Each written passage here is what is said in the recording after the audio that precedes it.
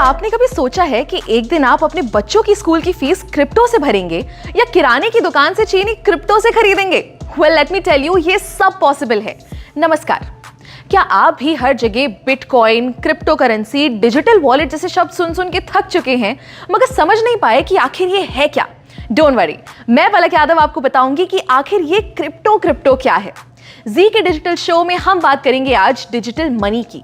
पर सबसे पहले जानते हैं कि ये पूरी क्रिप्टो की दुनिया आखिर आई कैसे।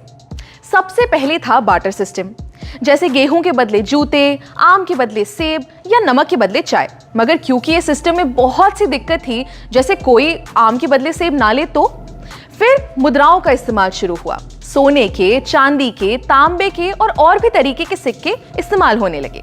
पार्टीशन से पहले भारत में दमड़ी, टका, पाई, आना, दमन्नी, चवन्नी, अठन्नी और रुपए के सिक्के चलते थे।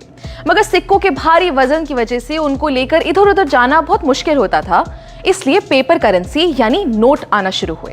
अब नोटों का इतिहास तो हम जानते ही हैं। 10,000 के बड़े बड़े नोट से शुरू होकर जो वॉलेट में भी ना आए, नोट छोटे से छोटे होते गए और अब तो ज्यादातर लोग बिना पेपर करेंसी के ही चलते हैं।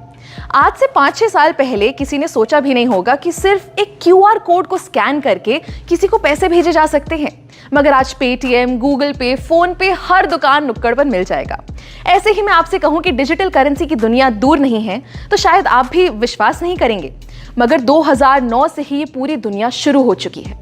शुरुआत में लोगों को इसके बारे में उतना पता नहीं था, मगर पिछले कुछ सालों में ये बहुत पॉपुलर हो गया है और आगे ये सिर्फ बढ़ेगा ही। मगर ये डिजिटल करेंसी या क्रिप्टो करेंसी होती क्या है? डिजिटल करेंसी एक वर्चुअल करेंसी है, यानी जिसे आप इन नोटों की तरह अपनी जेब में नहीं रख सकते। ये हमारे ऑनलाइन वॉलेट में रखी जाती है, यानी बिना किसी झंझट के आप इसे कहीं से भी एक्सेस कर सकते हैं। अच्छा, इसी का दूसरा नाम कह सकते हैं क्रिप्टो करेंसी। Crypto currency. अब करेंसी का मतलब तो हम समझते हैं पैसा, मगर ये क्रिप्टो किस भला का नाम है? क्रिप्टो मतलब छुपा हुआ या जो सीक्रेट हो, यानी कि आप क्रिप्टो करेंसी से अपने पैसे की जो भी ट्रांजैक्शन करेंगे या लेन देन करेंगे वो सब छुपा हुआ होगा और सिक्योर होगा। ये क्रिप्टो करेंसी का चलन 2009 में शुरू हुआ, जब सबसे पहली बार सातोशी नाकामोटो नाम के एक आदमी ने वर्चुअल करेंसी बनाई। अब इसका नाम हम सब ने कहीं ना कहीं सुना ही है। जी हाँ, बिटकॉइन। बिटकॉइन आज की डेट में इतनी बड़ी क्रिप्टो करेंसी बन चुकी है कि आप मानेंगे नहीं कि कई बड़ी बड़ी कंपनीज आज बिटकॉइन से पेमेंट्स लेती हैं। एक मजे की बात बताऊं, अगर आपने 2009 में एक बिटकॉइन खरीदा होता तो आज आपके पास बिना कुछ किए बैठे बिठाए करीब 16 लाख रुपए होते। मगर आज इथेरियम, डॉजकॉइन, टेथर जैसी 19,000 क्रिप्टो करेंसीज बन चुकी हैं।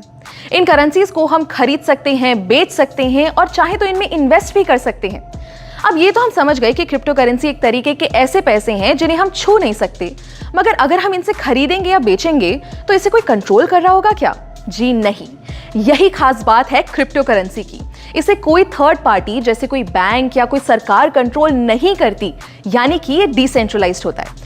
पूरे ट्रेडिशनल बैंकिंग सिस्टम को तोड़ते हुए क्रिप्टो की ट्रांजैक्शन सीधे एक वॉलेट से दूसरे वॉलेट में होती है।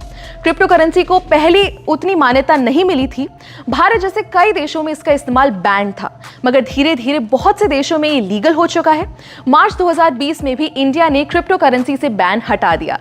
यहां तक कि हमारी फाइनेंस मिनिस्टर निर्मला सीतारमण ने 2022 के बजट में डिजिटल रुपी लॉन्च करने की बात की है। जी हां, भारत की पहली डिजिटल करेंसी। RBI द्वारा लॉन्च की गई ये करेंसी रुपये के बराबर होगी और इसे फिजिकल करेंसी से एक्सचेंज किया जा सकेगा। है ना कमाल की बात? दोस्तों, क्रिप्टो की ये दुनिया जितनी बड़ी है उतनी ही इंटरेस्टिंग भी है, तो इनके बारे में हम जितना जाने उतना कम रहेगा। अगली वीडियो में हम आपको बताएंगे क्रिप्टो से जुड़े एक बहुत अहम चीज के बारे में जिसका नाम है ब्लॉकचेन। तब तक के लिए स्टे ट्यून्ड और देखते रहिए जी न्यूज़ डिजिटल।